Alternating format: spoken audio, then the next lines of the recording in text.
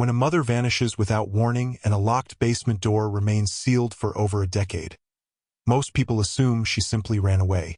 But what if that locked door holds a truth more devastating than any disappearance? And what if the family she left behind has been living inside a maze of secrets all along? Now, years later, one of her daughters is about to unearth a clue that shatters every lie they've told themselves. Before we dive into this haunting story of a Cold War secret buried under the floorboards, let us know where you're watching from. And if you believe some doors should never be opened, like this video and subscribe for more. Grace Mercer cut the engine and sat staring at the peeling paint of the farmhouse she hadn't seen in 10 years.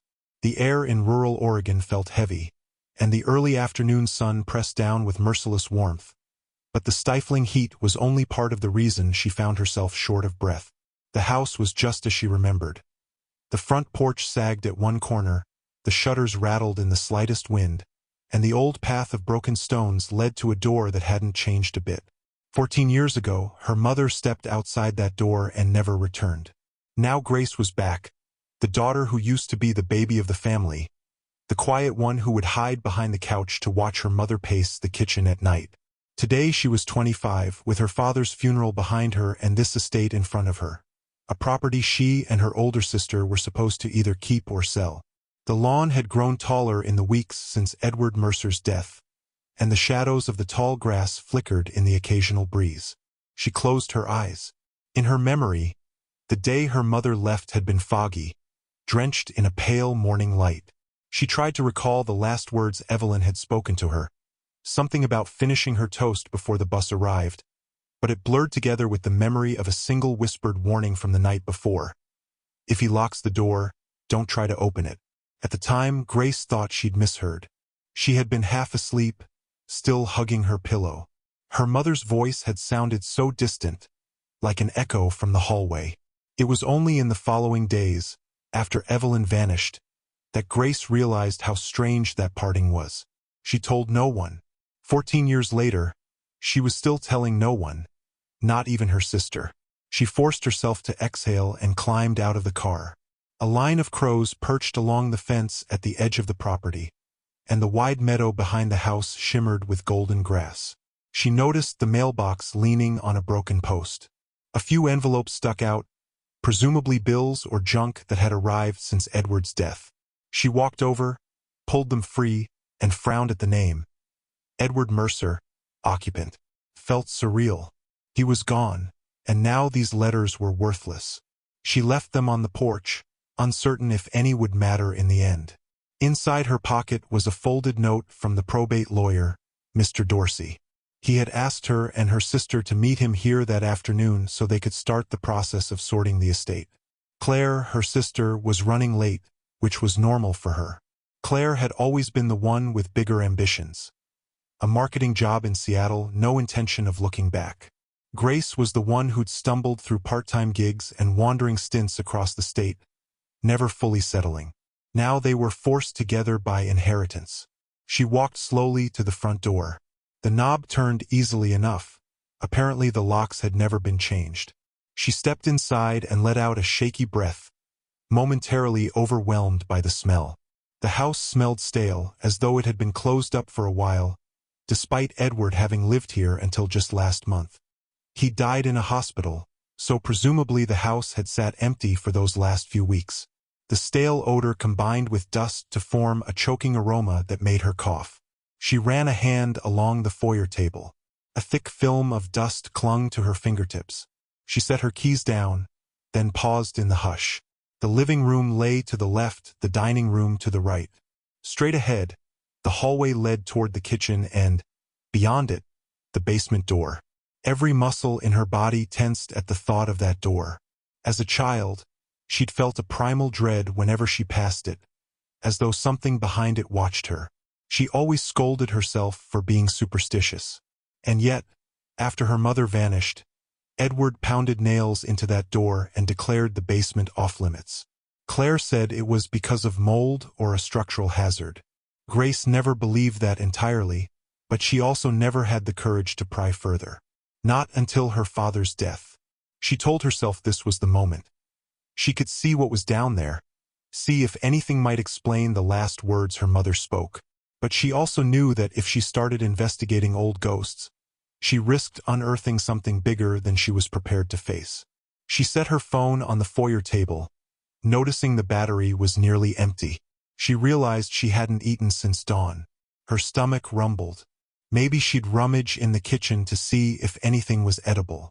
As she crossed the threshold into the living room, she spotted the old recliner, the one Edward used to occupy every night with a glass of whiskey. She could almost see his outline in the worn cushions. The memory of him loomed. A silent, brooding man who rarely said more than a sentence to her once she hit her teenage years. She remembered him cooking bland dinners, insisting they keep the curtains drawn, occasionally pulling Claire aside for hush-hush talks. Grace used to wonder if he was worried about criminals or intruders. She sometimes found him standing at the window late at night, staring at the orchard behind the house, as if waiting for something to emerge from the tree line. He never said what. The orchard itself was half dead, the trees neglected long before Evelyn disappeared. The front door opened behind her, and she turned to see Claire standing there with Mr. Dorsey. Claire wore a sleek black blazer, her dark hair pulled back in a no-nonsense ponytail. She and Grace used to look so alike in childhood, but now they seemed worlds apart. Claire was all sharp angles and polished surfaces. Grace was messy hair and an uncertain posture. Mr. Dorsey was a bespectacled man in his 60s, short of breath from climbing the porch steps. He offered a stiff nod and extended a folder of documents. They exchanged polite greetings. Claire walked past Grace without meeting her gaze. She set her purse on the couch, then turned to Mr. Dorsey with arms crossed. "Let's just go through the house, see what's worth anything, and figure out who's taking what. I want it done quickly," she said. Her voice was clipped. Grace felt a flash of annoyance. She'd known Claire would be anxious to get rid of this place. Memories be damned. But the speed with which she wanted to bury the past grated on Grace's nerves. Mr. Dorsey cleared his throat. "Well, obviously we have a full inventory process ahead. The property is sizable and will need an official appraisal. But if you two want to start sorting personal items, that might help." Grace decided to keep the peace for now. She said she'd check upstairs first, maybe look through old bedrooms. Claire volunteered for the attic. Mr. Dorsey said he'd remain in the living room to review the legal forms. They parted ways. Grace took the creaking staircase up, her mind drifting unavoidably toward memories of her childhood. Her own bedroom door was slightly ajar. She pushed it open. The bed was still there, stripped of sheets, the dresser half empty. A swirl of dust motes danced in a sunbeam from the window. She remembered that the day her mother vanished, Grace had tried to show her a drawing she made. A lopsided house with stick figures labeled, "Mommy, Daddy, Claire, me." Evelyn had patted her head absent-mindedly, whispered that they'd talk later, then headed outside. Grace never saw her again. She stepped inside, swallowing the tightness in her throat, and opened the closet. It was mostly empty except for a few boxes. She found random stuffed animals, old notebooks from 3rd grade, a worn-out pair of snow boots. Nothing explained anything about her mother. Next, she checked Claire's old room. Hers was neater, more adult, as though she'd continued using it even after moving away. Grace figured Claire might have come back occasionally, but it didn't seem like she'd taken anything personal. The closet in Claire's room was empty. In the hallway, a set of photographs hung in frames. Most were from early childhood. Evelyn smiling by the orchard, Claire on a swing, Grace cradled in a blanket. The largest was a wedding portrait of Evelyn and Edward, both looking stiff in their formal attire. Grace paused at that photo. She saw no trace of love in her father's expression. He looked more like a sentinel guarding a secret. Evelyn, too, seemed subdued, as if forced to wear a plastic smile. Grace felt a shiver and tore her gaze away. From somewhere downstairs, Claire's voice drifted up, tense as she spoke to Mr. Dorsey. It sounded like she was already discussing selling the place. Grace shook her head in exasperation. She realized she needed to at least see that basement door. Summoning her nerve, she headed down. At the foot of the stairs, She noticed an unlit lamp next to a small table with a telephone. The phone was disconnected, lying in dust. She wandered into the kitchen, stepping carefully over loose tiles. She passed the old fridge, half open, reeking of spoiled food. Edward must not have defrosted or cleaned anything in his last days. The door to the basement was on the far side, still battered and scratched from years of neglect. The nails were hammered in at various angles. She stared at them, her heart pounding. That was the door. The one Edward insisted was never to be opened. The one Evelyn had vaguely warned about. She reached out and pressed her palm to the cool surface. She wondered why she felt such dread. She could almost hear her mother's voice. If he locks the door, don't try to open it. Grace had spent her teenage years trying to rationalize those words. Maybe Evelyn was anxious or dealing with mental health issues. But deep down, Grace suspected something else. She stepped back, not ready to pry the nails out. She needed more time, more information. She retreated to the living room, where Mr. Dorsey sat behind a stack of paperwork. He asked her a few questions about personal items, bank accounts, the usual. She gave perfunctory answers, her mind elsewhere. When Claire finished rummaging in the attic, she descended with dust in her hair and a guarded expression. She had found some photo albums, a few antique dishes, and boxes of random junk. Nothing worth much, she said. I figure we'll get an estate sale agent to handle the smaller items, then let a realtor handle the property itself.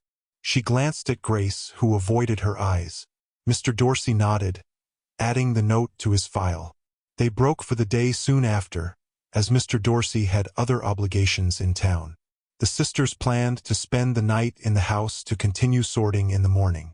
Mr. Dorsey gave them an apologetic shrug, as if sorry he couldn't do more, then left. Grace carried her overnight bag into the living room, while Claire laid out a sleeping mat in the old den. With no functioning electricity except a few overhead lights, they used flashlights for the dimmer corners. The water still ran, though rust-laced. They agreed to keep a window open for ventilation. The hush of the place weighed on them like a damp blanket. They spoke only briefly over dinner, fast food takeout from the nearest gas station. Claire asked if Grace was okay. Grace shrugged and said she was fine. Claire tried to mention that it would be best if they sold quickly, that they didn't want to get bogged down in memories. Grace felt anger flare. She murmured something about not letting the house's secrets die with their father. Claire stiffened and snapped that there were no secrets. Their mother left of her own free will, and that rummaging for conspiracies was a waste of time. Grace glared but said nothing. She retreated to a corner of the living room to unroll her sleeping bag. She could feel her sister's tension like static in the air. She remembered that Claire was 13 when Evelyn vanished, whereas Grace was only 11. Claire had tried to take on a protective role, but in the end, Edward's stony presence overshadowed them both. They fell asleep with more distance between them than ever. During the night, Grace dreamt of footsteps in the hall. She thought she heard a soft cry. Her mother's voice? She sat up, heart pounding, staring into the gloom. The living room was silent, except for the rattle of the shutter in the breeze. She listened for Claire's breathing in the den. Nothing unusual. She lay back down, thoughts churning. Morning arrived with a drizzle that pattered on the roof. The house felt colder, as if the weather seeped through the walls. Over a makeshift breakfast of coffee from a can and packaged pastries, Grace decided to search the attic. Claire was rummaging in their father's old desk in the study.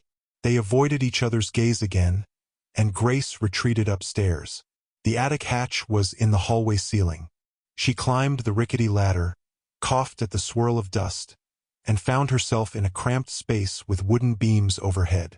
She flicked her flashlight around. Boxes and old trunks lined the corners, a single cobwebbed window letting in weak daylight.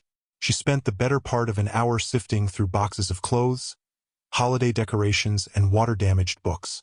Near the back, she found a trunk with a padlock. The trunk was battered, corners rusted. She wondered if this was the trunk where her father used to keep family keepsakes. The padlock was snapped, rusted too. She pried it open with an old crowbar she found leaning against a beam. Inside were mostly women's clothes, her mother's probably. Dresses, a few scarves, and a heavy winter coat that smelled musty. As she rummaged through the coat pockets, her fingers brushed something metallic. She drew out a small key, rusted around the edges. She frowned, trying to recall if her mother had a diary or a locked jewelry box. This key, though, didn't look like a typical desk or suitcase key. It looked older, heavier. She pocketed it. She saw no label or anything. The trunk held nothing else of interest beyond some vintage scarves. She set the trunk aside. Something about that key tugged at her mind. Could it be for the basement? She rubbed her thumb over the rust, a prickle of excitement rising in her stomach. She descended the attic ladder and found Claire in the hallway. Claire seemed jittery, arms folded. "What were you doing up there?" she asked. "I just wanted to check for valuables," Grace said, shrugging. Claire's eyes fell to the key in Grace's hand, and her face went pale. "What's that?" Grace hesitated, then told her. Claire's reaction was immediate, tense. "It's probably junk. The basement is sealed for a reason. Let's not start messing around with it." She tried to sound casual, but Grace heard the undercurrent of alarm. That only fueled Grace's suspicions that Claire knew more than she was admitting. They parted ways again. Mr. Dorsey arrived mid-morning with some forms to sign. While Claire was busy with him, Grace slipped to the basement door. She crouched, examining the nails. She tested one with her fingernail. It shifted slightly, as if hammered half-heartedly. She wondered who had pulled them out before. Why had they been hammered back so unevenly? She considered using the claw of a hammer to pry one loose, but Mr. Dorsey and Claire were in the next room. She decided to wait for the right moment. That afternoon, Claire cornered Grace in the hallway, voice taut with frustration. "We need to talk. I saw you messing with the basement door." Grace folded her arms. "So what if I was?" "Something's off, Claire. Dad was paranoid and you're acting paranoid too." "Why?" Claire's eyes flashed with anger. "Because it's not safe. Dad said the foundation was rotting, that black mold was down there. We're not going to solve some big mystery about Mom. She left us, Grace. Accept it." Grace's temper flared. Mom's disappearance was never explained. "You seriously believe she just walked out?" Claire's face hardened. "What I believe is that you're chasing ghosts. Don't do it. Don't tear open old wounds." Grace gritted her teeth, silent. After a moment, Claire shook her head and stormed off. Grace stood there, trembling with unresolved anger. The tension only solidified her resolve to open that door. She just needed an opportunity. They worked separately for the rest of the day, packing smaller items into boxes. The rain outside grew heavier. Grace occasionally glimpsed Claire hunched over a box in the living room, her face set in grim lines. Mr. Dorsey left in the late afternoon, promising to return in a few days. Evening came, and the sisters shared a silent meal of canned soup. By the time night wrapped the house in darkness, Grace's nerves were high-strung.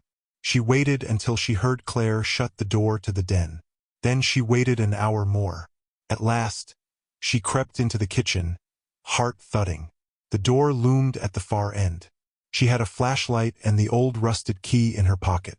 She tested the key in the padlock that Edward had once installed. It slipped in but didn't turn. She felt a pang of disappointment. Then she realized the padlock wasn't the main barrier. The door itself was also locked from the inside. She eased the key into the doorknob lock.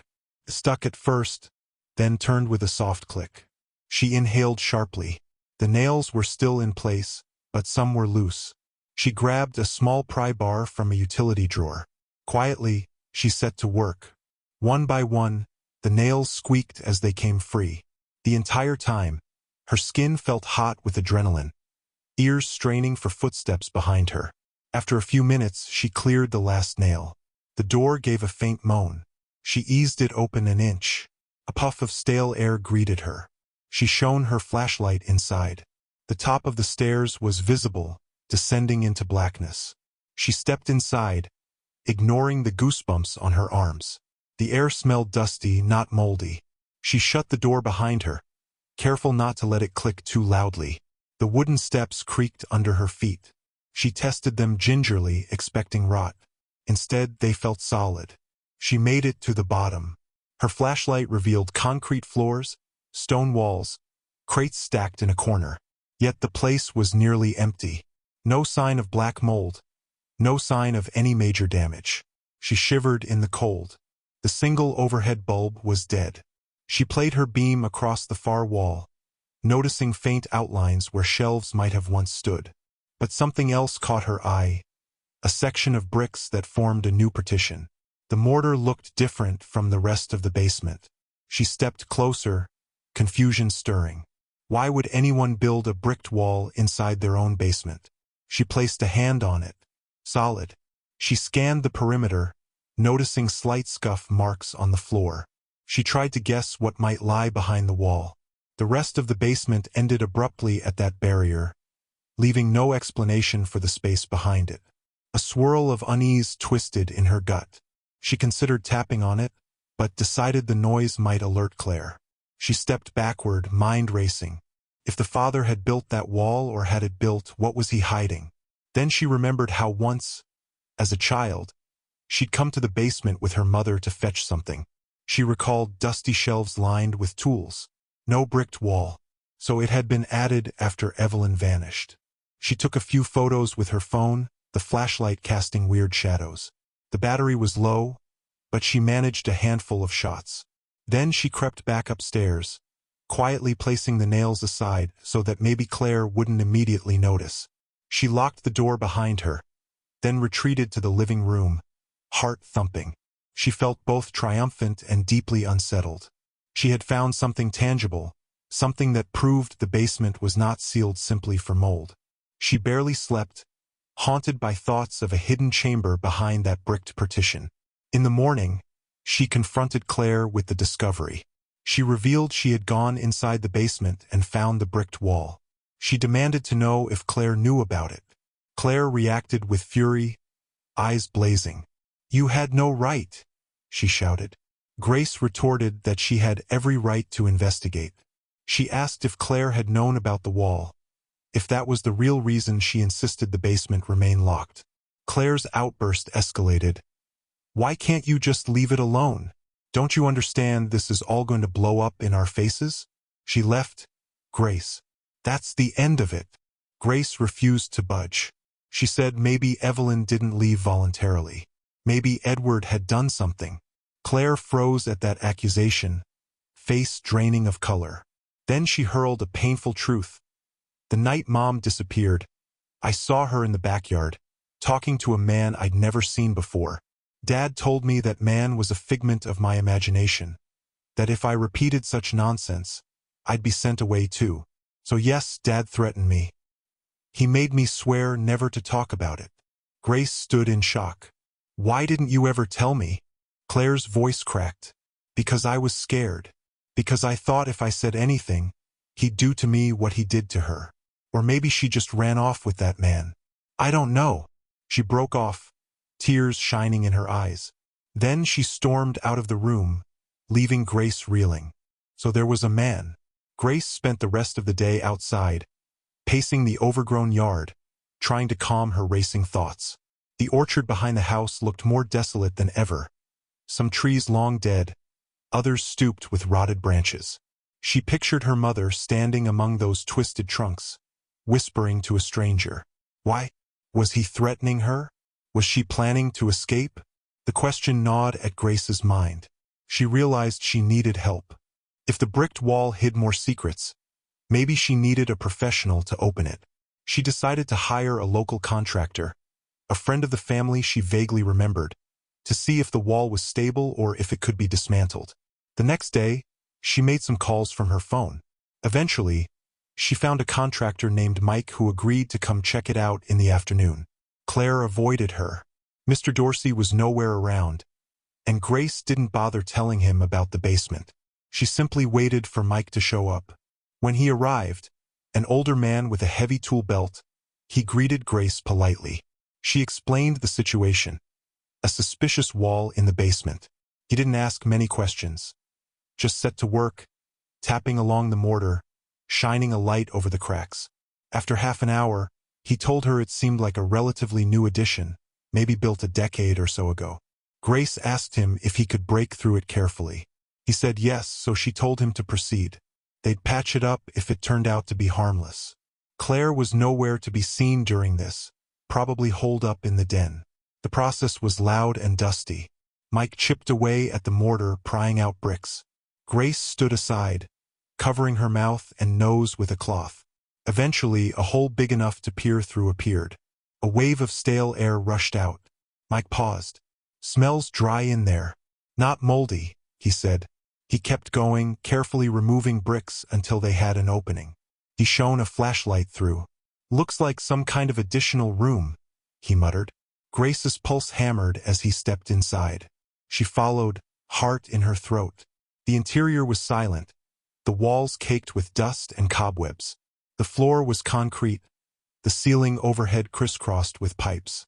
At first glance, the space was empty. But then her flashlight revealed heavy chains anchored to the floor. The metal glinted dully. She stared, nausea roiling in her stomach. Why the chains? Who were they meant for? She approached, noticing the steel loops at the ends. She recalled horrifying stories she'd heard in the news about captive victims in hidden rooms. The thought froze her blood. As she moved the beam around, she saw signs that the walls had been soundproofed with layers of insulating foam. In one corner, a battered wooden stool lay on its side. Her flashlight picked up scuff marks. This wasn't just an empty space. It was a cell. Mike stared, mouth tight. "I'm sorry," he murmured. I don't know what to say." Grace swallowed. This was more than she ever expected. She had half thought she'd find old junk, not a prison. Then she spotted a loose board near the far corner. She crouched, prying it back. Tucked behind it was a small journal, battered, with the name Evelyn scrawled on the inside cover. Her mother's. She carefully opened it. The entries spanned only 2 weeks, the final 2 weeks before Evelyn's disappearance. She flipped to random pages, reading lines that made her heart pound. "I heard him on the phone last night, speaking German. He said something about an assignment. I found the hidden room. He told me never to go in there, but I had to see. He's part of something I can't understand. A man named Carl tried to warn me. I fear Edward is reactivated. I must protect the girls." Grace's eyes blurred with tears. So Edward was speaking German late at night, referencing an assignment. Carl, apparently an old acquaintance, had warned her mother. Evelyn had discovered a hidden room. That had to mean this room. Was Edward planning to hold someone captive? Or had he? She scanned more lines. "If something happens, I'll leave these notes behind. Let them see the truth." I overheard Edward mention East Germany. Something about infiltration. He's not who he claims to be. Grace's hands shook. She realized she was reading the final testament of a woman who had discovered her husband's secret identity. Her father's identity. She had no idea what he might have done. The horrors of a covert spy life flitted through her mind. She turned a page, but it was blank. The entries ended abruptly. Her mother must have vanished soon after. Mike gently touched her shoulder, asking if she was okay. She wiped her eyes, nodded. She told him they'd keep this to themselves for now, that she needed time to figure out the next step. He seemed uncomfortable but agreed. He left, and Grace was alone, trembling in the dim basement. When she returned upstairs, she found Claire in the living room, staring out the window. She had heard the banging but chosen not to investigate. Grace confronted her with the journal, the mention of Edward's phone calls in German. Claire paled. "Mom wrote that? So you're telling me he was... what, a spy?" Grace nodded, voice tight with emotion. She told her about the chains, the hidden room. Claire's reaction was a mix of horror and something else. Resignation, perhaps. "We always knew he was different," she whispered. "But this..." She insisted the only reason he might have built that room was to hide something. Then she admitted she had found a similar note from Evelyn once, referencing someone named Carl, but she'd buried it out of fear. Grace demanded to see it. Claire fumbled, explaining she lost it years ago. Grace's frustration rose. She told Claire they needed to dig deeper, that the journal implied Edward was an East German intelligence officer who got reactivated for some mission. That might explain why Evelyn disappeared or was forcibly taken. Claire stared at the floor, tears slipping down her cheeks. She said she always suspected their father was dangerous but never wanted to know the details. They argued well into the night. Claire insisted there was nothing to gain by dredging this up.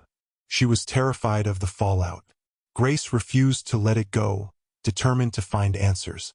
Finally, Claire relented enough to say she would help Grace look for more clues.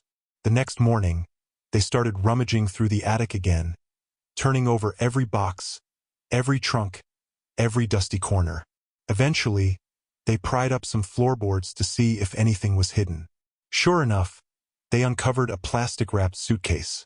Inside were photos of Edward with men in Soviet uniforms, a false passport with his picture but a different name, and maps of U.S. military bases.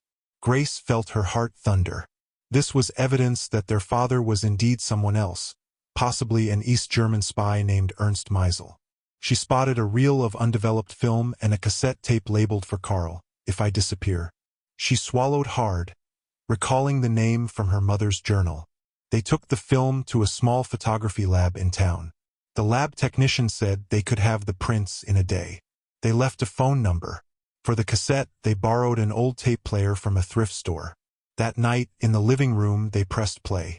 Evelyn's voice crackled, trembling with fear. She explained how she discovered Edward's true identity, how he was part of a Cold War sleeper network. She described meeting a man in the woods who was supposed to help them escape. She expressed terror that Edward might have found out. She ended with a plea, "If something happens to me, don't let them sell the house. The basement knows everything." The tape clicked off. Grace and Claire sat in stunned silence. Their mother had planned to flee, possibly with the help of this mysterious man. She must have discovered Edward's background and realized she was in danger. The next day, the photography lab called. The pictures were ready. Grace and Claire went together. The prints showed stills of Evelyn meeting a man in a dark overcoat at the tree line. Another showed Edward lurking behind a tree, spying. Then one of Evelyn weeping while clutching some kind of document, and another with the man passing her something small. The final few images were blurred, possibly from someone grabbing the camera. Grace felt a chill. Evelyn had documented her own attempt to escape. Edward must have discovered. She realized this might have sealed her mother's fate. They listened to the tape again, gleaning that Evelyn had reached out to a man named Carl for help. The tape implied Carl was once associated with Edward in East Germany. Grace decided they needed to find Carl, if he was still alive. They rummaged through old phone directories but found nothing. Finally, Grace tried searching online and discovered a man named Carl living in Vermont, in his 80s. The last name matched an entry on a declassified document she found referencing East German defectors. She cold-called him. An old voice answered warily. She explained who she was, that she believed he knew her mother. Silence, then a sigh. He agreed to talk. He confirmed everything. Edward Mercer was actually Ernst Meisel, an East German intelligence officer who had been relocated under a false identity in the early 1990s. Carl had tried to help Evelyn when she realized who Edward was. But Evelyn vanished before they could finalize her departure. He suspected Edward forcibly removed her or handed her to individuals within the network. Grace felt numb with horror. She asked if her mother might still be alive. Carl said he had no information, that after Evelyn disappeared, he fled further underground. The network of sleeper agents had fractured after the Soviet collapse, some going rogue. He told her to be careful. She thanked him, mind spinning. That evening, Grace told Claire everything. She half expected her sister to refuse to believe, but Claire just wept softly, saying she felt guilt for not stopping any of it sooner. They decided to gather all the evidence and go to the police. But when they returned to the basement to retrieve the journal and show them the hidden room, they found fresh bricks. The wall had been resealed. The chains, the journal, the suitcase gone. Grace's breath caught in her throat. She confronted Claire, demanding to know if she'd done it. Claire broke down, admitting she'd destroyed it all. She insisted that if the truth about their father came out, It would only tarnish their mother's memory. She believed the best solution was to bury the past, to avoid scandal and endless questions. Grace stared in disbelief. She accused Claire of betraying their mother's final request. Claire sobbed that she didn't want the world to see Evelyn as the wife of a spy, to overshadow the good mother she had been. Grace felt fury burn in her chest, but also heartbreak at her sister's desperation. In the end, she realized nothing she could say would undo it. The physical evidence was gone. She still had the film prints, though, and the cassette. She tried bringing them to the local police, but the authorities were skeptical. The new bricks in the basement proved nothing, they said. Edward Mercer was dead. The matter was too old. They recommended she consult a private investigator. Furious and devastated, Grace realized she might never get official justice, but she could still share Evelyn's story. She decided she would write a memoir, including the tape, the photos, and the knowledge gleaned from Carl. Claire begged her not to, saying it would ruin their mother's legacy. Grace refused to remain silent. She believed Evelyn deserved to have her voice heard. She moved out the next day, leaving the farmhouse behind. She told Claire she wouldn't force her involvement, but that she would never stop searching for closure. In the final quiet hours before Grace left, she revisited the backyard, the place where Evelyn once stood with the unknown man. The orchard was a black silhouette in the fading light. She approached a corner of the garden where Evelyn used to plant flowers. Hidden under a cracked stone, she found a small silver locket. Inside was a photo of Evelyn cradling baby Grace.